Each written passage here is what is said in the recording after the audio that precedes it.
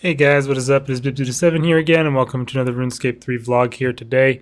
In this video, I'm going to be talking about the last few weeks of updates, patch notes, and news and stuff like that. As I haven't really made a video this month too much, I think my last video was like about 3 weeks ago or so, on like February 7th-ish. So yeah, it's not because I haven't been playing. I've actually been playing quite a bit on my other accounts. I really don't play at all on this account, as I've said multiple times. And as you can see, I've only just logged in on this account for the first time during this double XP weekend. So, you know, that's just the way it is. I play on my hardcores pretty much exclusively, and this account is just for making videos and covering new updates. So, yeah, either way, there has been quite a few things that I've missed over the entire month, but there really hasn't been a lot each week. So I just really didn't have that motivation to make a video. And I have videos ready to go for my hardcore accounts, so I'll probably be uploading those fairly soon. I just have to go ahead and edit them. Let me see. I have one video ready for my main hardcore that I could upload, and then for my backup hardcore, I have like 150 clips in this folder that I need to, edit together and make videos with. So that'll be a project. But anyways, let's get ahead and get into some of the update posts here. So let's see, when was the last thing that I covered? I think the last thing I covered was this, War's Reckoning. So yeah, we just have a patch week and then the details of the Abyssal Slayer creatures, which I probably should have made a video on, but I just didn't get around to it. And then the most recent update this Monday, which included a small ninja strike for some small things that weren't really important. And by the way, they did not change the name from Double XP Live. So let's see if I went to the RuneScape homepage, even if I was an experienced player, but especially if I was a new player, and I saw this week in RuneScape, Double XP is live, and that you would think that it means that the Double XP event is live. Not the case. It didn't start for 4 days following this post. It's actually like egregious how stupid this is, and they clearly are doing it on purpose since it's been so long and people have mentioned it, and they just don't care because it makes people log in. And then they realize Double XP is not live, but they're like, yeah, I logged in anyway. Maybe I'll play a bit. It's kind of actually disgusting, in my opinion. But anyways, let's continue on. I already talked about the whole War's Reckoning event in my video back at the beginning of the month. Overall, I think it's been pretty successful for people. I still really hate these stupid Elder Overload golems. I think they shouldn't exist in the game, regardless of event or anything, but whatever. And then there's just the patch notes. And this time there wasn't a whole lot of patch notes, but there was, this is just a bunch of items that apparently were having issues being used with magic notepaper. I don't know who cares about any of these at all, but they're all there. But the main patch of this week, I would say, is this one right here. For anyone that does Elite Dungeon 1, the defense pylons in the Temple of Amanishi are now working and attacking players as originally intended. Basically, if you've never done Elite Dungeon 1, or I guess you probably have to have done it if to know what I'm talking about here, but basically at the end of the dungeon, right after the second boss, Masuda, and right before the final boss, Siryu, there's a small section where there are these, I think they're black, but they're like these big pillar-looking things called defense pylons, and before now they were non-aggressive. However, when the dungeon first released, and for the most of the time that I knew about the dungeon, they were aggressive, and then at some point, I don't know when, they stopped being aggressive, and you could just go in and kill I think 2 or 3, and then that would open the gates to the boss. But they wouldn't be too threatening. But now that they are aggressive, there are quite a few of them in there, and they will attack you all at once. I think there's like 5 or 6 on the first platform, and they deal rapid magic hits. Like they attack like every tick, I think, each one of them. So it is really fast damage. And if you're not praying, you're going to take a lot of damage. Even if you are praying, you kind of need devotion. So it is quite dangerous when they are being aggressive. So definitely be wary if you're going into ED1. Make sure you have devotion ready for those the defense pylon things. And I think if you Devo, you should probably be able to clear the first platform. I don't think they have a ton of health, but I was surprised to see that, because I thought that they probably had intentionally made them unaggressive at some point because of the fact that they did do so much damage. But they decided to make them aggressive once again. And it makes sense, I guess, because, beforehand it was just Masuda and then basically nothing before Siryu, which is not the same way as the other Elite Dungeons. Like Elite Dungeon 2 and 3 both have substantial sections between the second and third boss, which, makes perfect sense. I just think Elite Dungeon 1 was probably a little bit rushed in comparison to the other two, just, in general, based on the overall design and the way it works. It definitely flows far less well than the other two, I would say. And it's just, I don't enjoy it anywhere near as much as 2 or 3, but yeah, that was an interesting thing to see there. And then, I don't know what the heck this means. They changed something with loot share. So there was, I guess there might have been an issue where if you were too far away or something during a multi-combat boss encounter, you wouldn't get the loot from loot share. Who knows? I've never had an issue with that, but I've only ever used loot share at Virago for Iron Man purposes. It's been years and years since I used loot share for anything else, as I'm sure it is with everyone else. So yeah, that was an update about a week and a half ago, so pretty boring there. But then later on in that week, they did release the details about the Abyssal Slayer creatures that are coming out next Monday. And it was pretty interesting to read through these. Again, I thought about making a video for this, but I just didn't feel like it. And then I thought I was going to make a video on Monday to talk about the update post, and I would make a video about this as well during that time. But regardless, it's fine. I'm making one now and talking about everything at once. So, less different videos for you guys to have to deal with. But anyways, it's pretty much, I don't know if it was confirmed before now or not, but it is now confirmed that it is the Abyssal Slayer creatures. I think it was, because they showed some pictures I remember looking at in a video. But now they have all the details. And the first one is the Abyssal Savage, which requires level 95 Slayer. And there's nothing too special about these, I don't think. There are a lot of them, and they apparently are all about the swarm attack. So maybe they will work similar to Rorari in the Ascension Dungeon, where if you attack one, it kind of aggroes them all. So that'll be interesting to see. But yeah, it doesn't seem like they'll be too difficult, especially because, of all the AoE we have available. And then you have the Abyssal Beast, which honestly looks pretty wild in these concept art pictures. This thing kind of reminds me of it has like the alien from Alien vs Predator and all that, like that sort of head looking thing. But the Beast looks pretty cool. I don't know which one, or if they're gonna have both of these types in the place, but these require level 105 Slayer. And it does say here that it's aggressive. Who knows if it's actually aggressive in the game, but it's a Hellhound-like creature, and it apparently try to siphon off your life force. Maybe it'll have some sort of lifesteal healing effect, something like that. And apparently you'll need to be dodging its massive tongue, so I assume it'll have some sort of special attack. We'll have to step out of the way. It has HP draining special attack. So yeah, again, nothing too crazy looking about it. And then you have the Abyssal Lord, which is absolutely huge. Like if you compare it to the Savage, which is around the same size as the player, this thing's like twice your size. And those are 115 Slayer. And they look pretty cool. I like the wings they've got. They look pretty, impressive. And apparently they can summon minions, which look like this. They're little tentacle things in the ground, or that come out of the ground, I guess. They look pretty cool. And yeah, you gotta watch out for those minions. You gotta probably have some AoEs for them as well. But so overall, I like the design of them. I'm looking forward to seeing them come out. I'm still wondering where exactly they're going to be within Centiston. They're going to be somewhere in there. I think they've confirmed. So it'll be interesting to see how easy it is to access the location and stuff like that. But moving on now to the rewards, which is what everyone is really interested in. First of all, you have the Abyssal Scourge, which is a new whip, which is tier 92. And I was kind of surprised to see that this is just a standalone drop on its own. You don't have to upgrade the Abyssal Whip or Lava Whip or, Vine Whip even to get this item. I feel like I would have expected it to be an upgrade off of the Abyssal Whip, similar to, again, the Lava and Vine Whips are both upgrades off the original Abyssal Whip. But they've decided to not go that route this time and just actually drop a single item for this new this new drop. And again, I was rather surprised to see it's tier 92, given that it's from a Slayer creature. But at the same time, they've had slowly increasing gear drops from Slayer creatures. You have the boots from dinosaurs and Vileblooms, which are eventually added to Raksha, of course.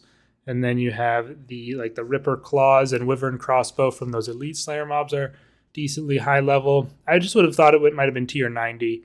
But I guess that's already pretty well saturated with Drygores, since there's 3 different types of those. already for dual wield level 90. But I mean, tier 92 also has it has Kopesh's and wait, are the Ling? No, the Ling swords I guess are tier 95 and then like lower. I don't even know what the worst versions are, like tier 85 or something. So I mean, it's interesting for sure that they did this, but I mean, regardless of the level, it does have an interesting effect as well, which is called the Abyssal Parasite effect. And it's important to note that this is certainly not a special attack. So you can't put it in your EOF. It is a passive effect on the weapon itself. So similar to, like I think Staff of Light has like a 10% chance to save runes or something like that. Or at least it used to. I don't know if it still has that in the EOC, but regardless, that is that's important to know. But basically, it applies the Abyssal Parasite effect, which is a melee bleed. And if there's already a parasite on the target, you will just refresh the duration and also add another stack. So assuming another stack means it'll do more damage. And then if you have max stacks on them, they will just refresh the duration of those stacks. And for every stack of this parasite, the target will take damage every 3, they say cycles. I assume that means ticks. I don't know. But they'll take damage every 3 ticks for 15 ticks total, which is, let me see. So global cooldown is 3 ticks. So you have 5 global cooldowns if you switch to a different weapon to switch back and refresh the duration again. So that's plenty of time if you're, using dual wield and 2-hand for melee, so you can use cleave and stuff. But then also, if the target dies, Abyssal Parasites will all explode out of its body, which sounds disgusting. I wonder if there'll be a crazy animation for that. But those will then multiply and attack your enemies. I don't know why it says attack your enemies as well as any others. But I guess it'll just attack anything within a 5x5 radius of the original target. So it sounds like it'll be really good for Slayer because those new targets will then start off with 50% of the original Parasite bleed stacks. So if you're doing, big Slayer tasks, you can probably have one thing explode, go get like half the infection on all the others, and then use something like Flurry to do a big AoE with the dual wield that will get you all the stacks on other ones as well. Seems like it could be pretty good. Definitely looking forward to seeing how it performs for Slayer. But for like bosses and stuff, obviously the explosion effect is not relevant, just the bleed. And then, it says it shares similarities with Corruption Shot, which does definitely make sense, obviously, because it's a little AoE kind of. But you have to kill the thing first before it activates, unlike the corruption abilities. But it'll also aggro the targets as well when it jumps to them. So, I know most people really do just use aggro pots for Slayer, so that's probably not relevant. But if you don't use them, that definitely will be. And important note here in the red text, it is dropped by the Abyssal Lords only, and that is a significantly increased drop chance when on task. So definitely going to be wanting to have a task for these. I'm wondering if they are just Abyssal Demons tasks still, or if there's a new task for these, or if you can get each one of the 3 individually. I highly doubt you can get each one of the 3 individually, but I am wondering if they lump them in with Abyssal Demons. I assume they will, because although Abyssal Demons themselves are called Abyssal Demons, so maybe they'll have a separate task for like Abyssal Creatures. I don't know. We'll see. That's the whip. It sounds pretty cool. It kind of depends on how much damage that bleed does, obviously, for how good it actually is. But overall, it doesn't sound like it'll be that insane. What does sound like it'll be really, really good is this helmet, which is called the Jaws of the Abyss Helm.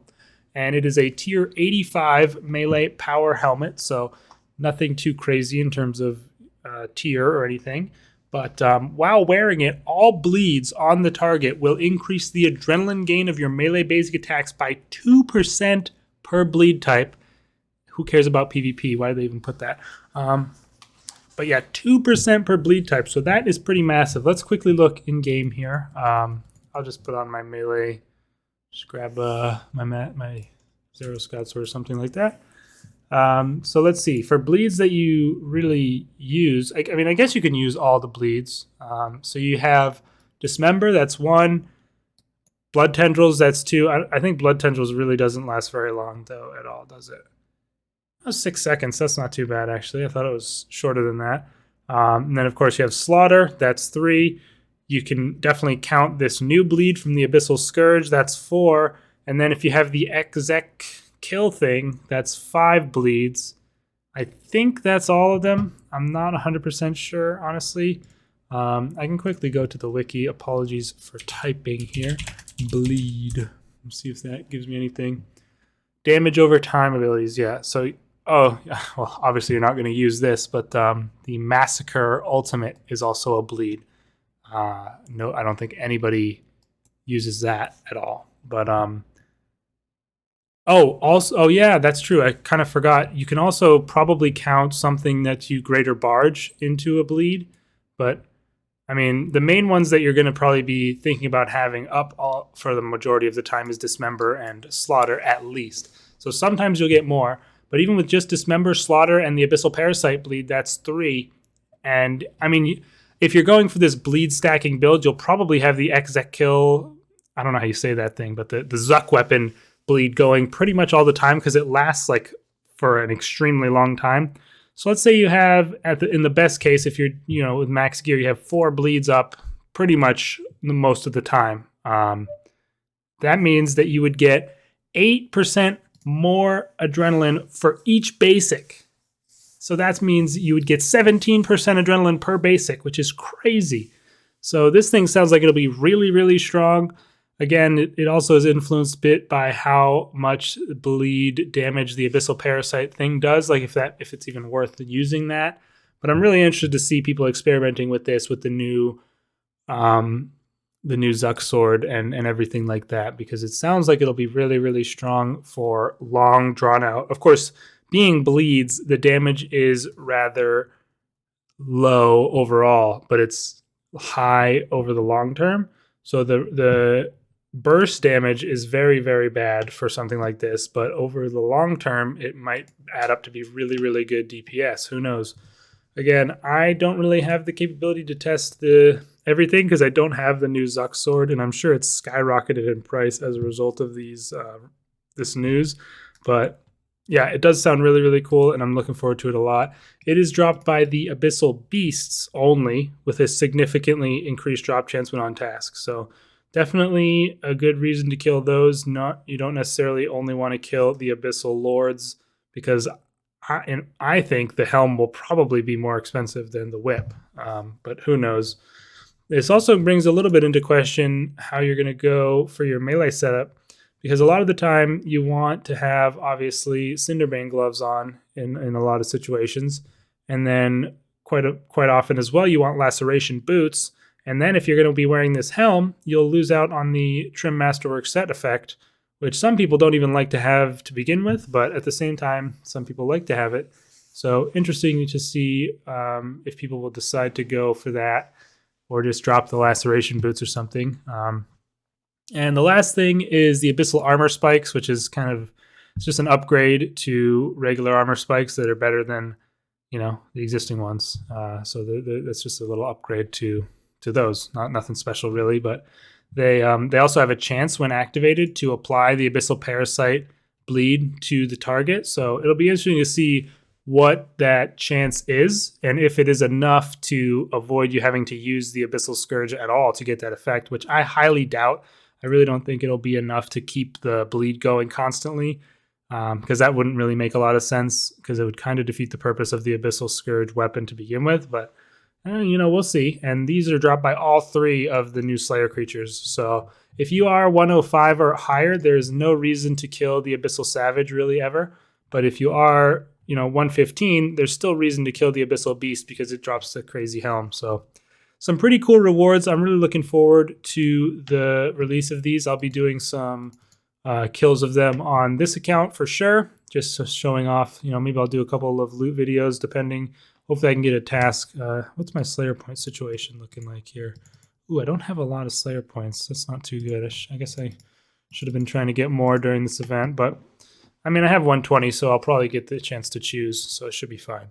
But either way, yeah, that sounds really, really cool. Definitely looking forward to the release, and I'll be making a video on that for sure. And that was everything with this post.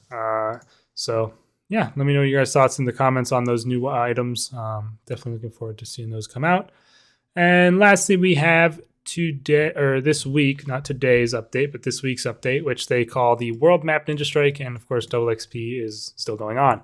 So the Ninja Strike for the world map, I haven't even actually looked at the world map. Let me go out to Draenor here.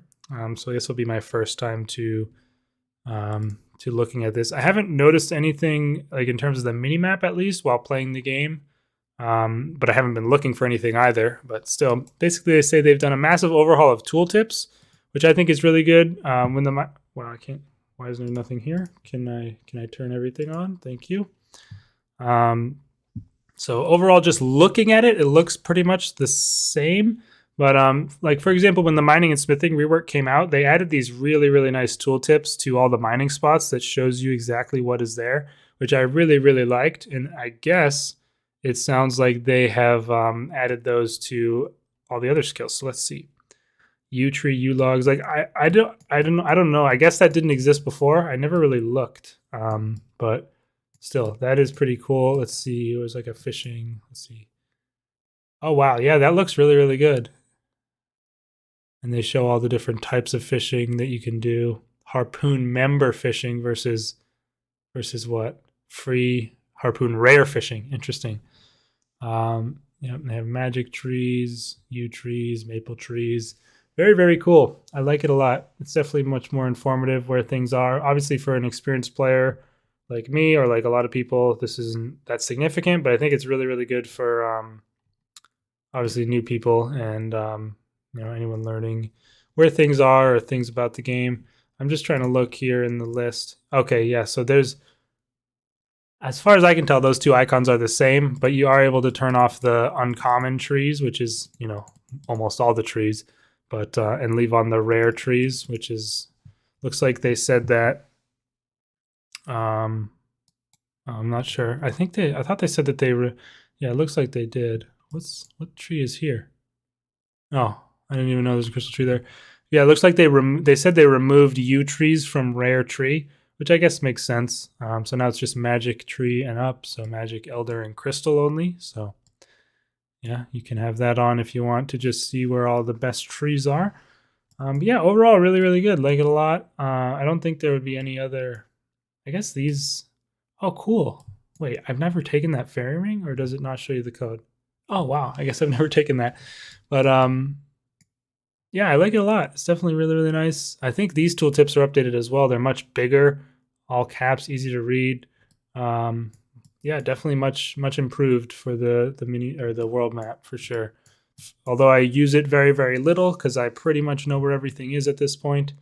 I think it looks really good. So yeah, very, very nice job there. What's this say? Boss encounter. Oh, I didn't even know that was. Oh, I guess I did know where that corp was there. Chaos Elemental spawns right here, buddy. Come on, fix that. Oh, one more thing I want to look at. I guess they do say farming patches. Wow, they show every single thing you can plant there. That's pretty impressive, honestly. I like that a lot. Surprising too. Oh, that's weird. Why is there a plus XP thing next to the Sunchoke and the Flytrap? That's a little strange. But yeah, that looks really good. This should say Spirit Tree. Wait, it'll show you the patch state when you hover over it on the minimap or on the world map? What? Did it used to be like that, or am I clueless? I don't know. Because if it wasn't, then that's really, really cool. But I've never built that thing, so I don't know. I like that a lot. I like it a lot. Very, very nice looking. Even shows in red if you can't grow it. Looks good. Looks good. They also did divination stuff, which is pretty simple, but still, yeah, really, really looks nice. Well done to them there. They also said they graphically updated fishing spots to make them more clearly visible in the water. So let's head over to Catherby to take a look at that really quick. I'm interested to see how different they look. Haven't been keeping an eye out really for this. Although I have done fishing, like little fishing for my Jack of Trades aura. Haven't noticed. Yeah, I mean, I guess the bubbles are a little bit brighter and easier to see. Yeah, the the contrast on the bubbles is definitely higher, or whatever you would say for that. So it is a bit easier. It's not it's not that much different really though, but still good that they're at least trying to do things like that. And let's see what's in the patch notes here as well. Yep, they say the same stuff. Okay, they removed stuff from the key. Okay. Yep, rare tree now shows magic trees and above, and they also added that secondary toggle. Yeah, higher contrast models. It says most. Why most? Why not all? Weird. And yeah, the default tooltip is larger. I think it looks good. Default position when you open the minimap is Lumbridge. I'm not sure what it means by default, because obviously I think it defaults to wherever you're at on the map, right? It's kind of weird. But I guess it had been defaulting whenever it did default to Anachronia, which makes no sense because it's like way off in the corner there. But now it goes back to Lumbridge. Look at all the freaking icons, dog. And now they have some engine stuff in here, which is stuff people have been waiting on for a long time. I guess hitbox accuracy has been reverted to original behavior. I never had a huge issue with this, but there's one place that was always a huge pain that I'm going to go look at here. They also, I guess, fixed, finally, the Cabbage Face Punch firewalls being invisible. Apparently that was a problem for a long, long time, and that has been fixed. And they also fixed the issue which was causing you to not appear your correct team split color at Virago, or you're turning green at Calphi King when he uses the one-shot attack. So that's really good. I mean, I think the Virago thing's been broken for an actual age and a half. Okay, no, this is still ridiculous. This staircase is actually stupid. Let's see where you can click to climb down the staircase. See, it's not till there if I'm rotated this way, but then I rotate this way. Maybe I'm just an idiot. Or maybe it's when I angle it like this. Yeah, like right here. How can I hover right here and click the staircase? It seems like it's actually a little better, because I was able to like hover the web and have the climb. Well, I guess it's still like, yeah, I don't know. That's kind of whack. But whatever. I think that's just always been a trash hitbox. It might need updating, on its own. Like it's an individual issue. But yeah, they fixed those issues with colors. And apparently they said they fixed a change that will hopefully prevent a broadcast message appearing repeatedly. It didn't fix it. I still see broadcasts showing multiple times for different, for people getting drops and stuff. So not quite fixed there. But this has unfortunately broken other things in terms of color. The main one that I've noticed is at Herbie Werby, the D&D on Anachronia, where you collect the herbs from the ancient Zygomites to get Herbler XP and stuff. Located right about here. It's actually quite good Herbler XP if you do it every week, but it's now really annoying because to get the most Herbler XP, you want to just click on the Zygomites who pick up the green healthy herbs and just take them away from them, and that gets you the most Herbler XP. But at the moment, before the Monday update, they would glow green and have like a particle effect to show you that they had a green herb, instead of a purple one, which doesn't give you any XP if you take from them. But now they don't glow green, so it's just much more annoying to complete the D&D. So, yeah, they can't fix anything without breaking something else. Hopefully they fix that eventually. And yeah, that's kind of annoying. Anything else in this? I don't think there was anything that I remember. So, yeah, that is everything, you guys. Pretty much all I had for this video. Pretty decent couple things to cover there, but nothing super game-changing really. Hopefully they fix the Herbie Werby stuff eventually, and I'm looking forward to those Abyssal Creatures to come out. So let me know your guys' thoughts in the comments down below. What have you been up to in the game? Have you been grinding out a certain boss during this event or working on your Slayer? Let me know, and yeah, I'll see you guys on Monday, or maybe I'll make one of my hardcore account videos this weekend. But I'll see you guys in the next video at the latest on Monday for the new Slayer Creatures. Peace out.